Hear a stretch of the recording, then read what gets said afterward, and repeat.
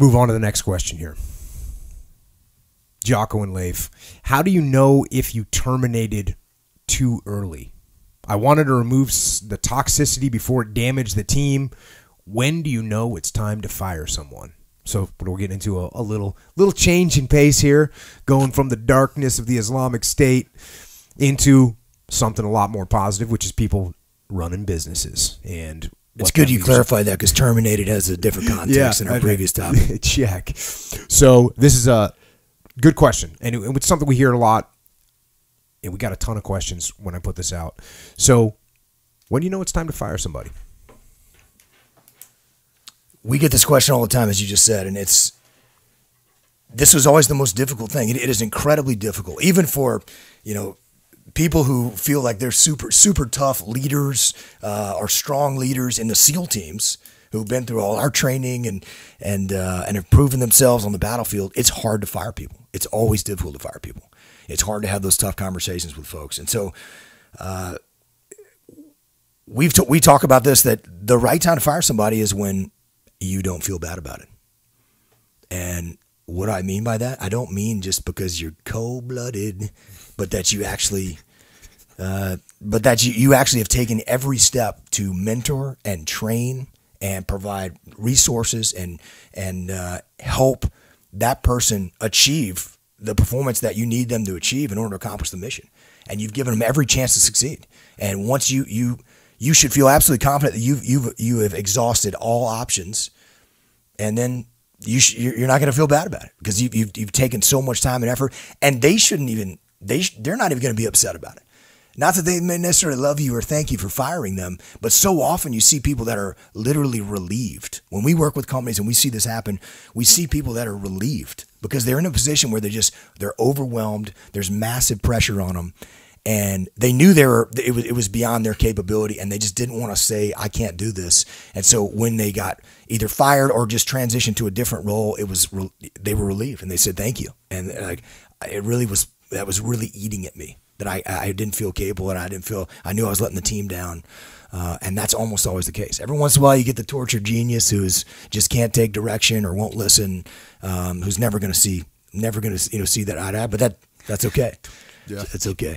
Yeah, the only other thing I'd say is laying out the real crystal clear expectations of where you need to be. Hey, if this is where you need to be, and if you don't get there, this is what's going to happen.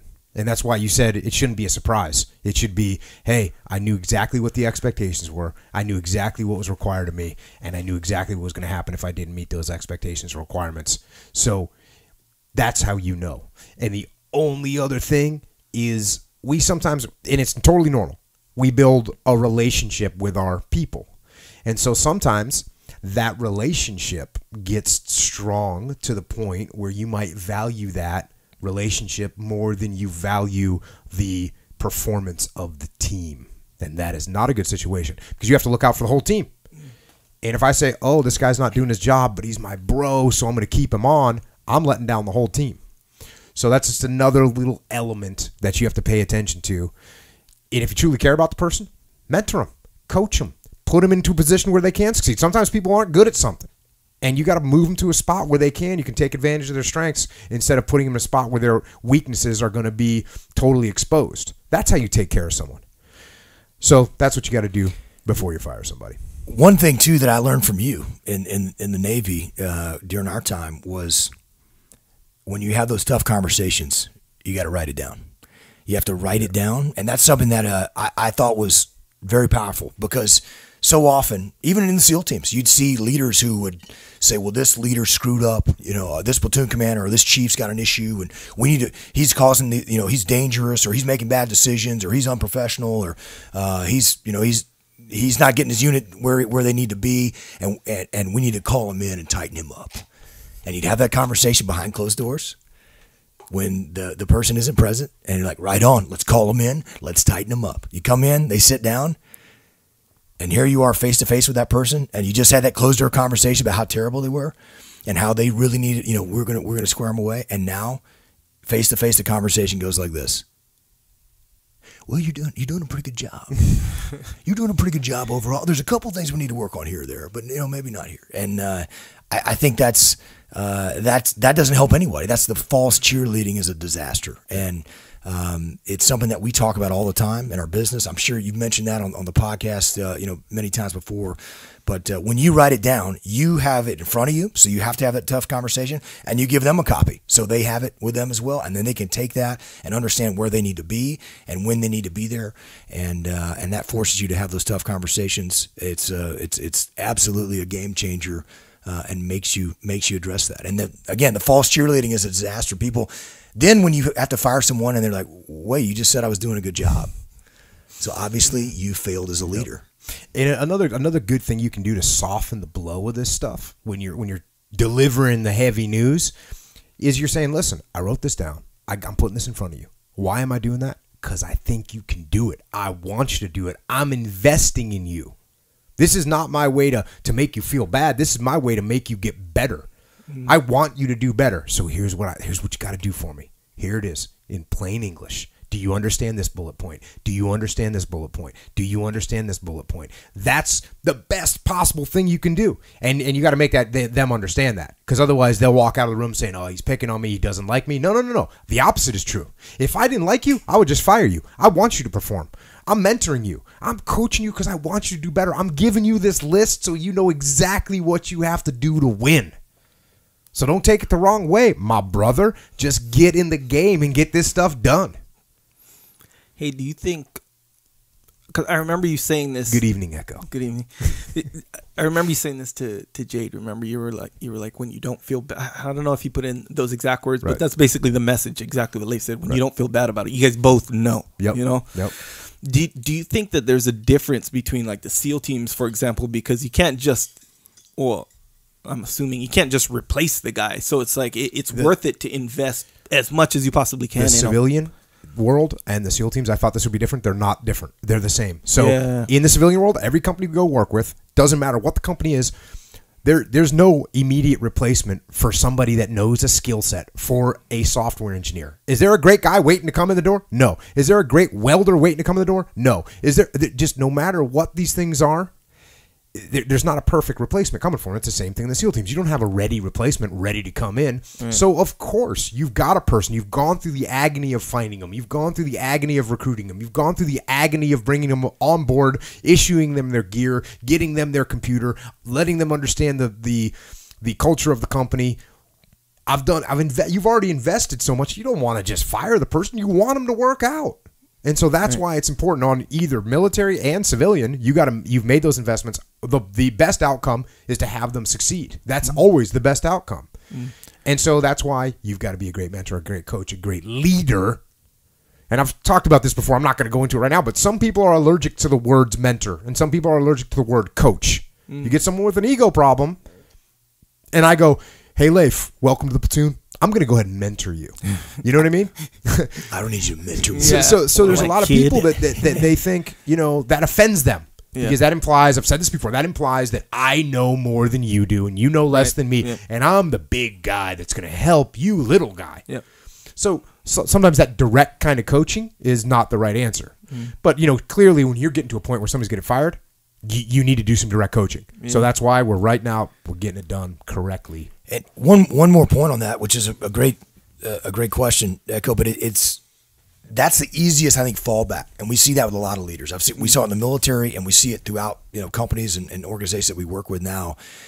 Oftentimes, it's people that, well, this person isn't good enough. I need to fire them and get someone else. And almost most of the time, that's not the case. Most of the time, they just need to be led. They need to be led. They need to have the mission better explained to them. They need to have, the training. They need to have better resources. They need to have mentorship, just as Jocko was talking about. And so that's an easy fallback, but it's an excuse, and it's the opposite of extreme ownership, and really only the case of that tortured genius, right? That we wrote about, the person that just cannot take any direction, no matter how valid or positive and needed. They can't take any criticism. They won't accept any responsibility. They have it all figured out. The world just can't see the genius in what they do. Right. That's kind of how they look at things. That's the only time that you really have to fire those folks generally.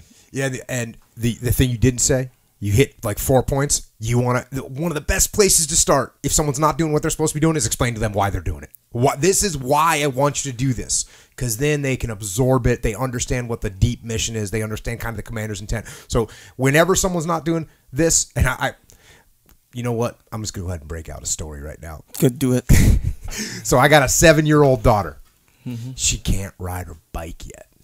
Right? That's not good. You should be riding a bike at 4, right? In my family, it's 4. So she can't ride a bike yet. Why not 2?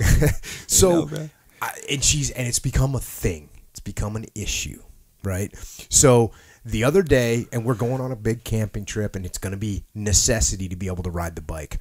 So the other day, I started telling her, okay, we got to go work on your bike riding. So I'm like, come, get your shoes on, get ready to ride. And she immediately goes defensive. I don't want to ride a bike. I can't ride a bike. I'm not good at riding. And I started getting right, no, listen, get your shoes on. I went that route like an idiot. And luckily I didn't go too far down that road. And I just stopped myself after 2 direct orders with no explanation of why. And I said, hey, sweetie, we're going to go work on your bike ride. Let me tell you why. Because when we go camping, almost everywhere we're going to be going is going to be on the bike, especially when it's time to bike ride to go get ice cream. We're going to have to ride bikes to get ice cream. And so all I want to make sure is that you're able to come with us when we go to get ice cream. Yep. I mean, I don't want to have to bring it back for you. I want you to come with us. And you could see, I just completely changed attack. And she said, okay, let me get my shoes on. And literally, that's an example with a 7-year-old, right?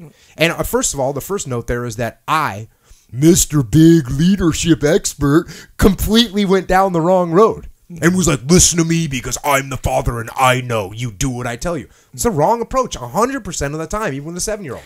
And as soon as I went back and said, hey, here's why I want you. And, I told her a bunch of other things. It's really good. This is how we're going to get around. This is how you can get around the beach. All these things. And changed her attitude. It literally changed her attitude in a minute. I wish I would have videotaped the whole thing because we could have posted it. Yep. Yeah, that would have been a good little case study. Yeah. Right? Flanked her with the ice cream money. Would you say back to the hiring and people? You don't have just someone waiting in the wings to get hired to fill that position. Remember, that